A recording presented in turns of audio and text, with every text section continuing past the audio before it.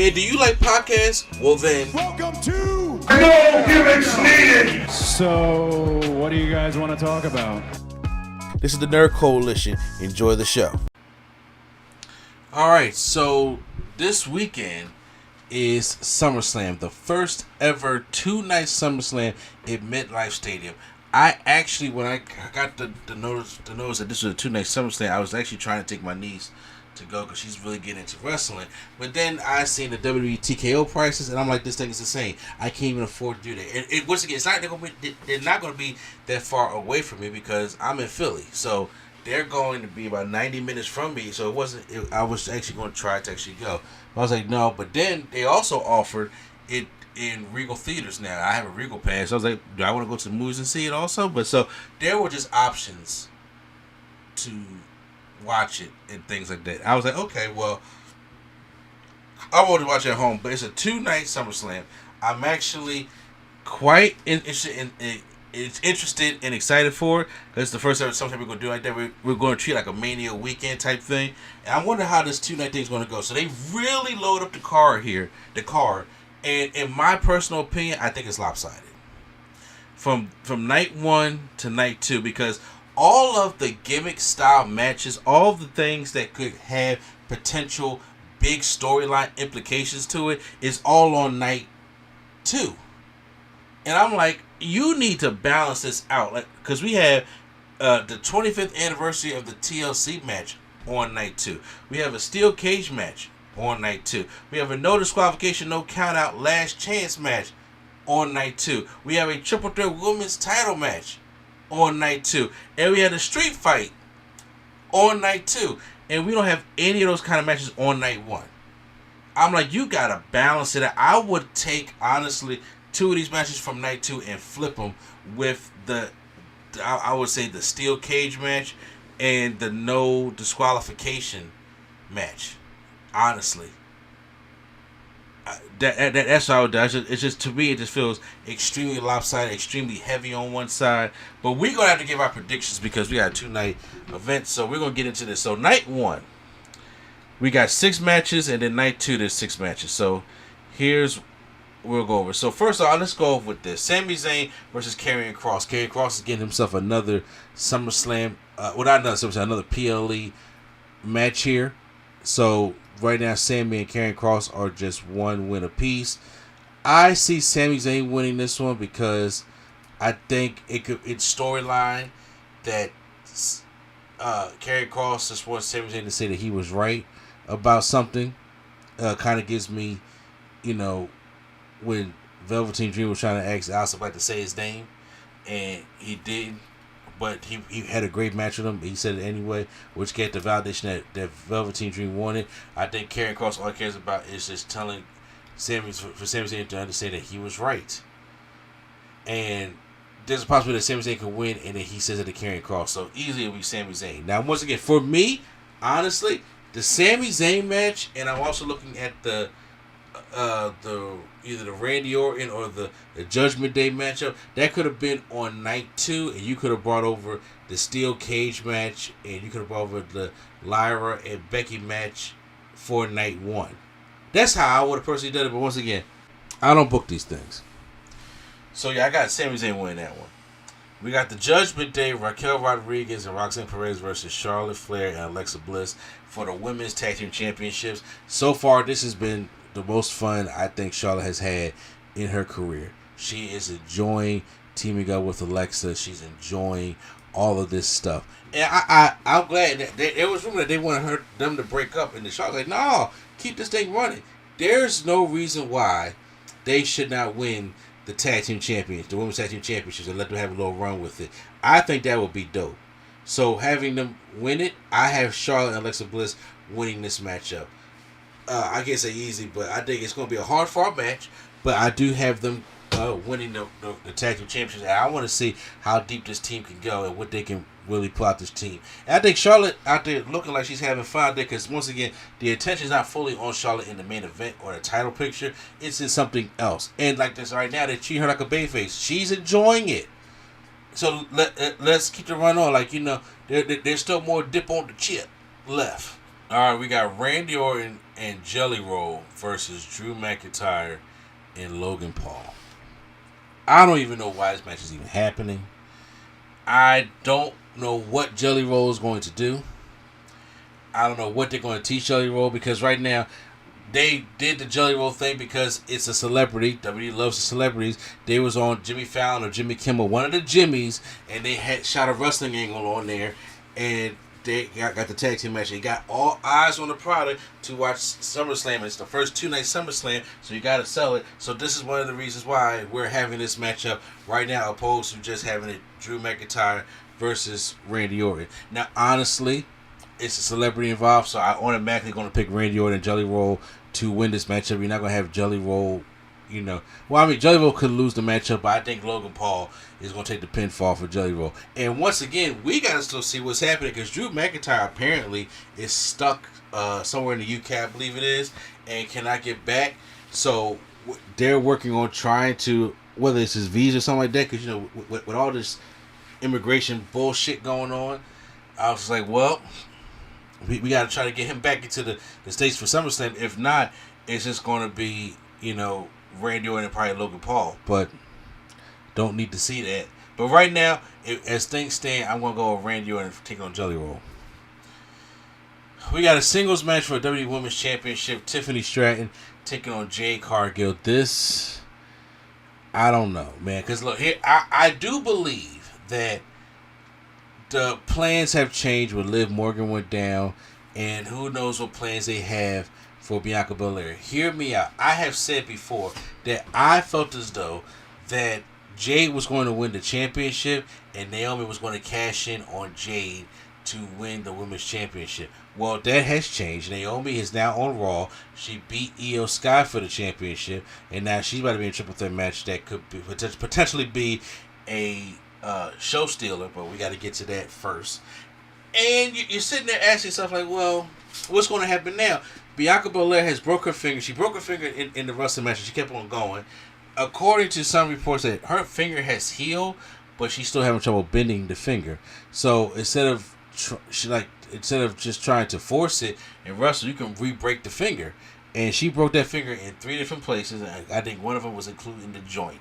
So it takes a minute for it to heal, but now if it doesn't bend, it doesn't heal properly, whatever the case may be, she will have to go get surgery, which can put her out even longer. So Bianca ain't been able to do anything. She hasn't wrestled.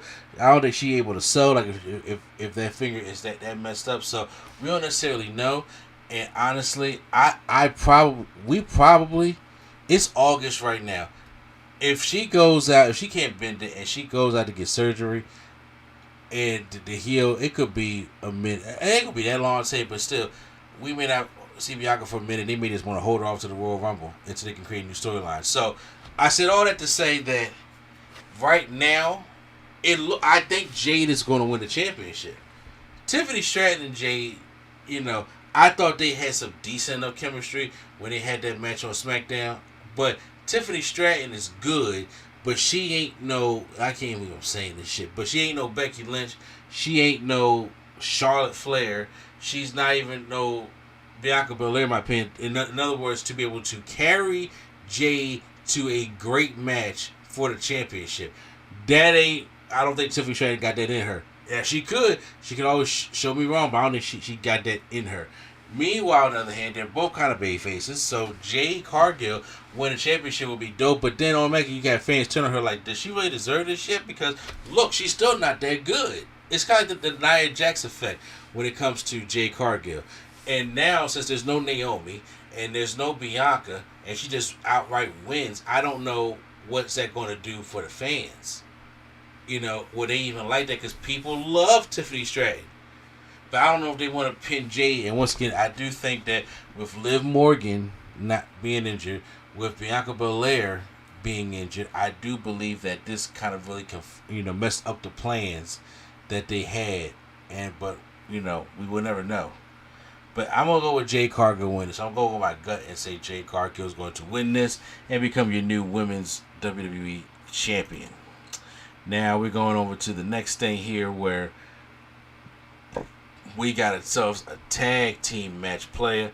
We got Roman Reigns and Jey Uso versus Braun Breaker and Bronson Reed in a tag team matchup. These are Seth's henchmen.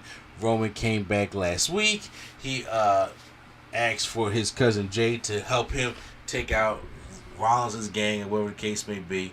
And it looks like they're going to do that. So, I don't know.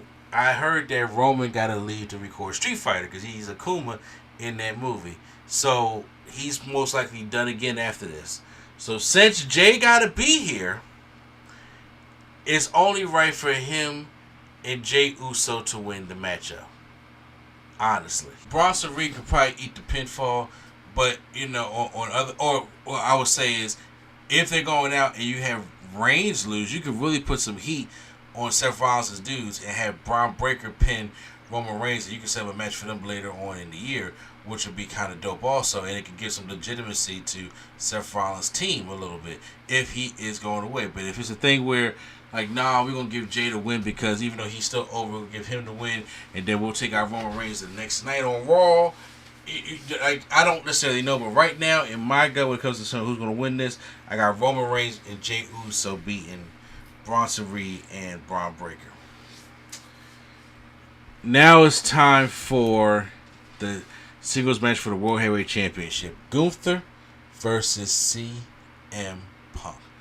Now, the biggest conspiracy is, will Seth Rollins be there? Is his injury as legit as we all think it is? We don't necessarily know. But he's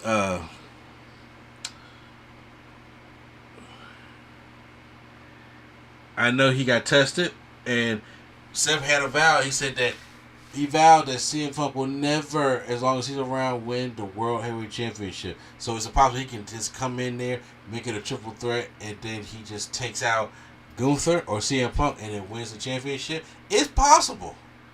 It's possible. And I cannot, in good faith, rule that theory out. I cannot, in good faith, rule that theory out. But I don't know.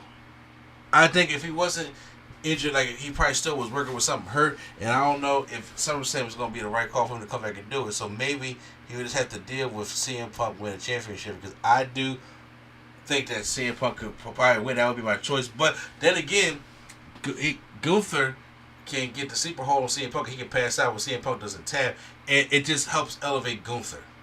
And I think that's what CM Punk is in the business doing, help putting the young guys over, unless it's like something directed at him personally. So I want to say Seth's going to make a return, but I just don't know. I think I'm going to go on the safe side here and say Gunther wins by choking out CM Punk. That's the immediate safe side, even though I truly don't believe that, but in my heart it's telling me to go that way. So that's how I feel, as though that's going to end up, Gunther's going to retain his championship, and that's night 1 of SummerSlam. Now we got to go and give our predictions for night 2.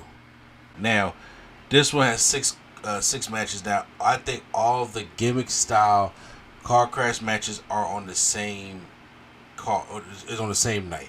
So Sunday looks like a very stronger night because we got some real good ones out here. And I just hope that with all these gimmick style matches that it doesn't, mess up certain spots in other matches. Because once again, with a street fight and a no disqualification match, you're going to have fans that's going to chant "We want tables." It's like, I'm looking forward to the Cody and Cena want to do a redo from how bad the WrestleMania stuff match was. So, but then it's like, with this compromise, what Becky and Lyra is going to do, which is going to compromise what is going to happen in TLC, which is going to compromise at what can happen in the Steel Cage. The Steel Cage won't be too bad, but let's just get up into it. So I just felt as though it was a little lopsided, but you know what? This has the potential to be the night of SummerSlam. And with that being said, we're going to start off with the only singles match that we really have up on here that's just a regular match. Is Dominic Mysterio taking on AJ Styles for the Intercontinental Championship. I really can't remember. Did AJ Styles win that Intercontinental Championship before? This matchup was supposed to happen I want to say Saudi Arabia, and they didn't do it, so they held it off. Honestly, Dom has been the Intercontinental Champion since WrestleMania. I've liked Dom as Intercontinental Champion, so I don't think they're going to take it off of him just yet. Right now, I think AJ is going to be another good opponent to give him a good matchup. But I have Dominic Mysterio retaining the Intercontinental Championship. AJ could win it, but right now, I don't know what the plan is for AJ Styles. I don't think he's going to do anything in TNA right now. I don't think he wants to do anything in TNA right now, to be honest with you. But I do think that Dominic Mysterio, and also I haven't really been following the storyline between Dominic Mysterio and AJ Styles. But as of right now, on the safe side, I'm going with Dominic Mysterio. Now we got the 6-pack tables, ladders, and chairs match for the WWE Tag Team Championships.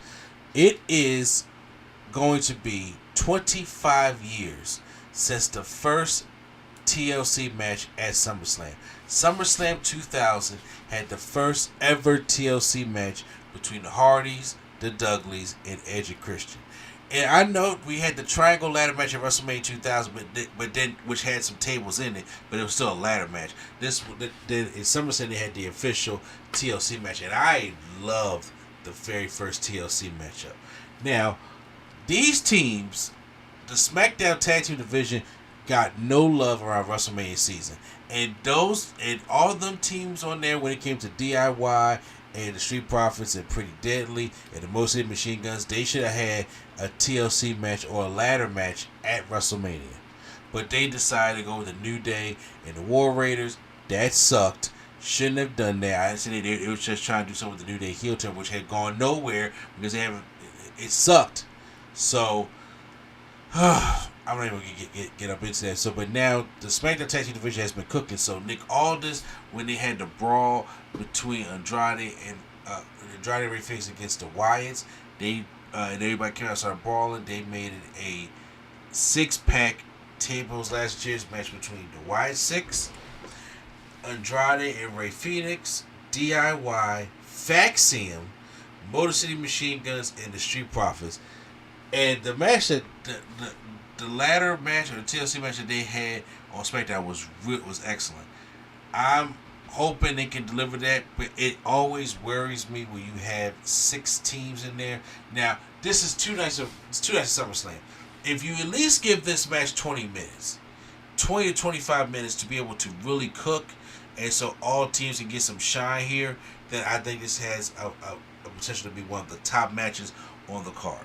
Now, when it comes to the tag team division, Faxium is in there to do wild shit off the ladder. I want to see Faxium do wild shit off the ladder. I want Most Hated Machine Guns to low-key win it, but I don't think they are.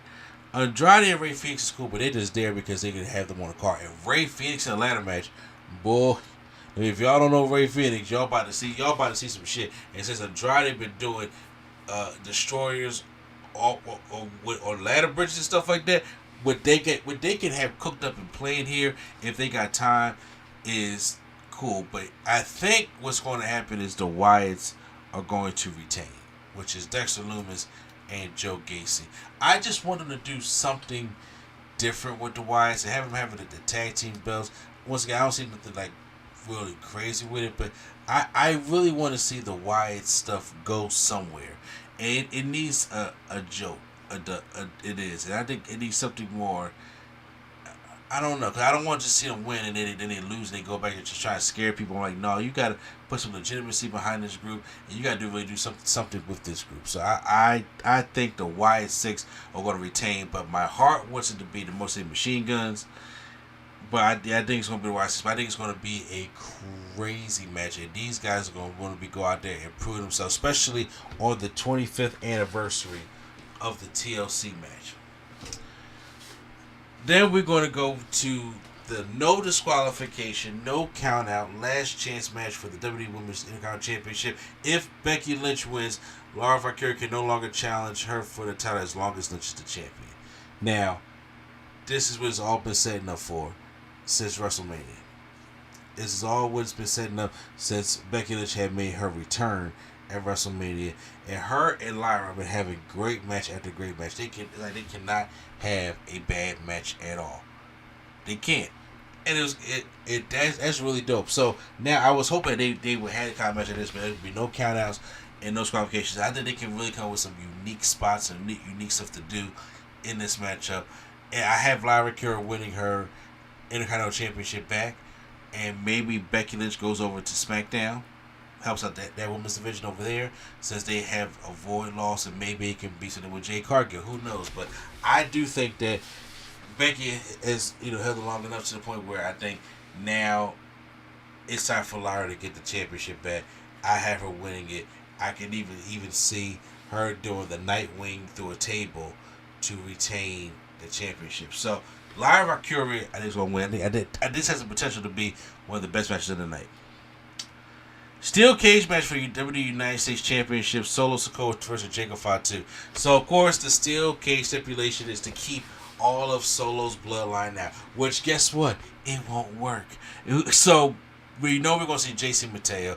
We know we're going to see Tangaloa, and we're going to see God, what's the tall one's name? Forgive me for not thinking of his name right now. It's going to bother me that I can't think of it at the moment. Is it possible that Tama Tonga can come back and also help out Solo Sikoa? Because right now Solo has the United States Championship. I think Jacob Fatu can go on to bigger and better things. He got the Bloodline storyline. I do think that, because once again, if Jacob wins it, then what's next? So I think Solo may hold on to it, especially when it comes to this group, and you can really move up Jacob to the championship picture or even to something else. I just don't think they prolonging it anymore. Like him winning the United States Championship is cool. He can go into other opponents, but I really think that maybe they want to probably just keep it on Solo and they can finally break off from this bloodline stuff.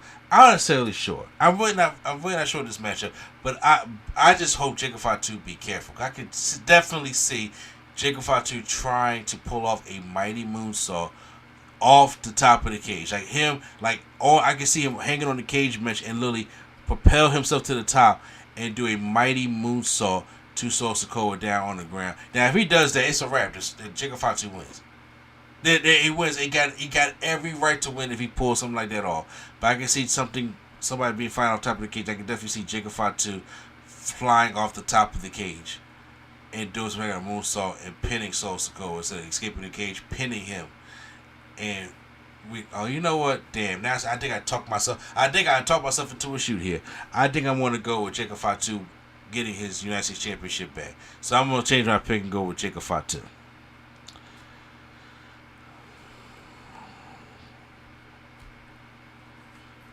The triple threat match for the Women's World Championship, Naomi taking on Rhea Ripley, taking on Io Sky. It's the WrestleMania match with insert new black woman in this thing, which is now Naomi opposed to Bianca Belair.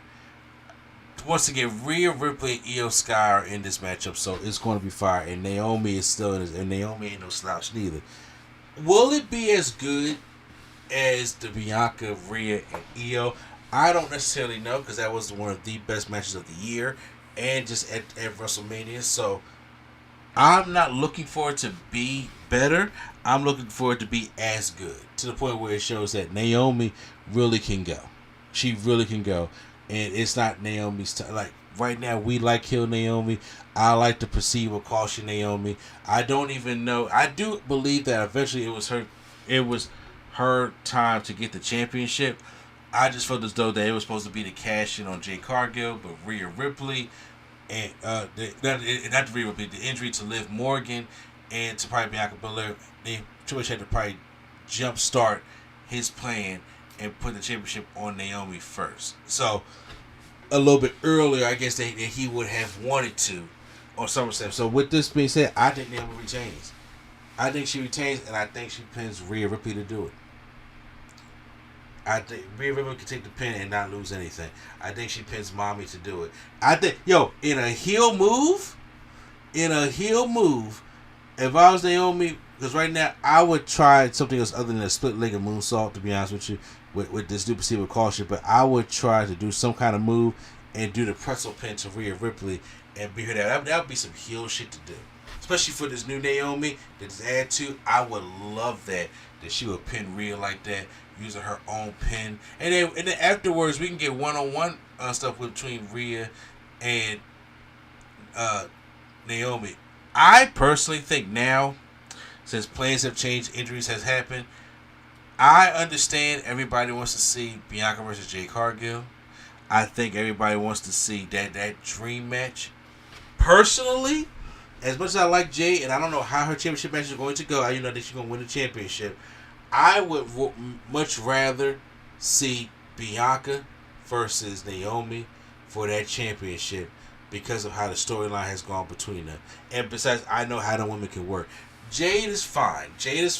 And Bianca's a professional that she can get Jade and they can have a really good match together. But I'm talking about Bianca and Naomi, especially with the storylines going on. I would like to see that when Bianca comes back. So I need Naomi to hold to the championship. So Naomi wins, pins Rhea with her pretzel pin. That's what I'm sticking to. Then we have the street fight for the WWE Undisputed Championship. John Cena versus Cody Rhodes. Now, it's a street fight because the match that we had at WrestleMania sucked. They know it sucked. One of the worst WrestleMania matches that they ever had. And I can guarantee you, Cena wants to go out with a better match with Cody. And Cody wants to have a better match with John Cena than they did at WrestleMania because that sucked. So having the street fight stipulation clearly is smoke and mirrors to help out John Cena in having himself a decent match. And when he has that, like the one he had at Randy Orton at Backlash, it just works out. And that was with a ref bump also. But when those matches end up being fun, or the days you have with CM Punk with ref bumps, you overbook the shit out of it. Now since it's a street fight and there's no disqualifications, then you can definitely just go in there and do all the spots you want. Some table spots, some chair spots, and all the kind of, as you just do the announce table, and then, crossroads onto something, like a steel chair. Like, it should be good. Now, the double turn, can I rule it out? I can't rule it out. I can say that because, once again, people understand that we're getting towards the end of John Cena. The whole thing about John Cena is about to be over. So fans are naturally going to be celebrating him. This is his last SummerSlam. So the booing may start, but I think it's going to just turn, and then you're going to have people booing Cody and then cheering John Cena. So there can be a double turn. Now, even with that being said, is WWE ready to turn Cody right now? I'm not saying that it won't happen. I'm pretty sure it will happen. But to do it right now, I don't know. Cody is still their top babyface in the company. Still a good top merch seller. Like, this is Cody Rhodes we're talking about here. So I don't necessarily know if they feel so prepared enough to be like, you know what, let me just go full Homelander right now. And I don't think they're ready for that just yet. Even though we as the fans want to force them into that narrative as of right now, because once again, long term, other than a babyface Randy Orton versus a heel Cody Rhodes, who else is lined up for a heel Cody Rhodes in terms of babyfaces? Right now, I think it's just best to just go one-on-one, and then Cody wins his championship back. And once again, when it comes to WrestleMania, I don't know, maybe later on, somebody, Orton, I don't think Orton was Rumble, but something happens where Orton can challenge Cody Rhodes for the championship. So, overall, I'm going with Cody Rhodes. Now, that is the 2-night card for WrestleMania. It's going to be pretty dope. I'm actually looking forward to it. I'm going to have my niece come over with me, and we're going to watch it. And I think it should be good. Right now, on paper, night 2 seems like to be the better night. But once again, we have seen before that even with on paper, night 1 can go out there and kill it. Even though they don't have that much of the gimmick matches on there, they can go out there and kill it. But I just want the whole event to be great. It's the first ever 2-night SummerSlam, so let's put some legitimacy on the WrestleMania of the summer so they can have more of these 2-night events. So those are my predictions. On the YouTube version, you guys post out what your predictions are. And other than that, we got to get ready to move on.